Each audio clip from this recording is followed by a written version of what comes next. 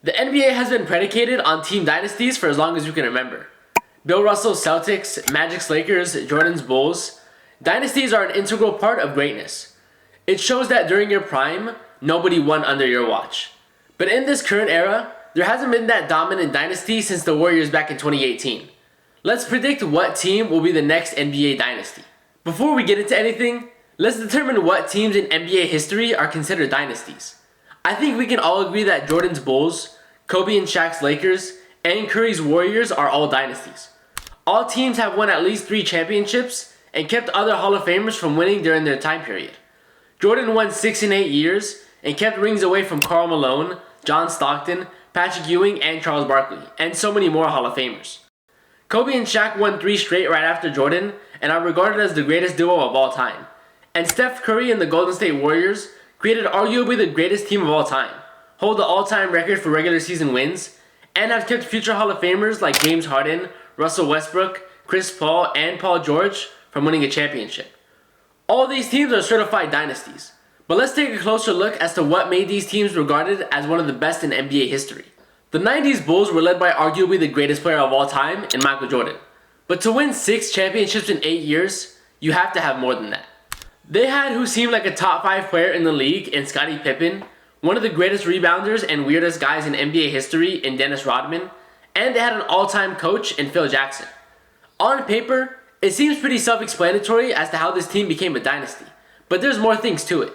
Looking at the roster at every championship year, the Bulls always had 1 or 2 point guards that shot the ball extremely well from 3. The first 3 championships, they had BJ Armstrong and John Paxson, and the last 3 were with Steve Kerr.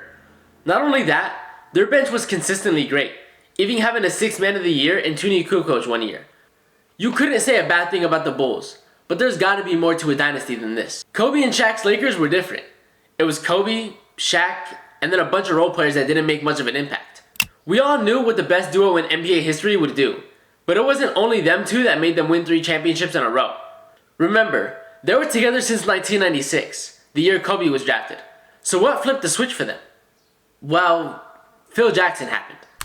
Jackson left Chicago in 1998, took a season off, joined the Lakers in 1999, and won a championship right off the bat. It seemed like the key to having a dynasty is to have Phil Jackson in his triangle offense. Both of these teams got Phil and started to dominate. Thank God we let the guy stop coaching, and we saw another dynasty come into play. The Golden State Warriors did some simple math and said, 3s are better than 2s, and completely changed the game. We got a once-in-a-generation player in Stephen Curry, one of the greatest 3-point shooters of all time in Klay Thompson, arguably the greatest role player of all time in Draymond Green, and even included one of the greatest scorers of our generation at one point in Kevin Durant. The play style, the coaching from Steve Kerr, the chemistry from being drafted there, just everything the Warriors stood for made them so great. Winning 4 championships in 8 years was ridiculous, especially with how dominant they were in the process.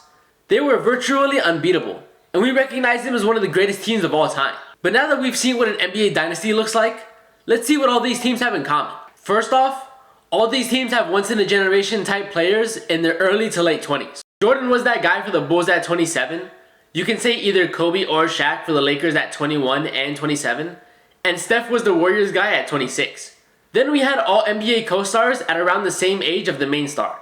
The reason for the age consideration is dynasties go on for many years, and we need these guys to stay in their prime together for as long as possible. This includes Scottie Pippen for the Bulls at 25, again either Shaq or Kobe, and Klay at 24 or KD at 28 depending on what year. Then there was the great coaching from Phil Jackson on both the Bulls and the Lakers, and Steve Kerr for the Warriors.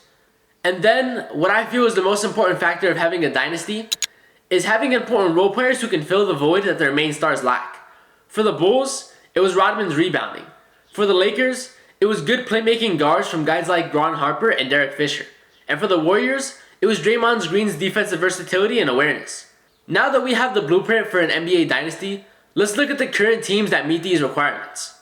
There's only a few teams with generational talents, but for the exception of this video, I'll include a couple more. Guys like Nikola Jokic, Giannis, Jason Tatum, Luka Doncic, Anthony Edwards, Victor Wembanyama, and Shai Gilgeous-Alexander are all guaranteed superstar talents that are going to continue to dominate the league for years to come. Some borderline guys that I'm going to include are Anthony Davis, Joel Embiid, Kevin Durant, Steph Curry, and Kawhi Leonard.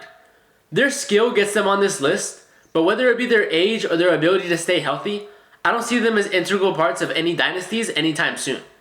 That eliminates more than half the league already. Then we got the teams that have all NBA type of player as a co-star. But again, for video's sake, I'll add a couple more. Of the teams that are still involved, this includes Jaylen Brown, LeBron James, Kyrie Irving, Devin Booker, Damian Lillard, Chet Holmgren, Tyrese Maxey, and James Harden. LeBron, Dame, and Harden are throw-ins, but we'll keep it going. We still got rid of a couple teams. Then we got the great coaching. The only coaches in the league with a great reputation are Eric Spoelstra, Greg Popovich, Jason Kidd, and Ty Lue. But then there are these young coaches that are putting their stamp on the league, like JJ Redick, Ime Udoka, Joe Mazzulla, and Mark Dagnall. So let's say we include all of these guys as great coaches, we only have 5 teams left. The Lakers, Mavericks, Clippers, Celtics, and Thunder. Now we go to our last thing, the role players that fill the main star's void. The Lakers, Clippers, and Mavericks all don't have this, as Austin Reeves and Norman Powell are pure scorers, and there is no third piece on the Mavs that does anything. Now we have the Celtics and the Thunder. The Celtics have to fill in the playmaking and lazy defense at times, so they got Drew Holiday, Derek White, and Kristaps Porzingis to do that. The Thunder have to fill their defensive liabilities, so they got guys like Lou Dort and Jalen Williams to make it up. Wait, hold up. There can't be 2 NBA dynasties that are happening at the same time. There has to be one thing that we're missing out on. Oh yeah, the business side of things. The Celtics already have their 2 main stars on max contracts, and Drew Holiday and Derek White are under contract until at least 2028. Meanwhile, the Thunder still have Chet and Jalen Williams on rookie contracts, and Shea is looking for a supermax this summer. They're going to have to get paid at some point, and there will be some key pieces of this Thunder team that will become a cap casualty. So would you look at that? The Thunder have another dynasty ruined by money, and the Celtics will be our next NBA dynasty. The crazy thing about going through all this is how many teams are one piece away. The Bucks are a coach away, the Lakers are a third piece away, and the Rockets are a generational talent away, which can very well happen in the next couple years with how young their team is.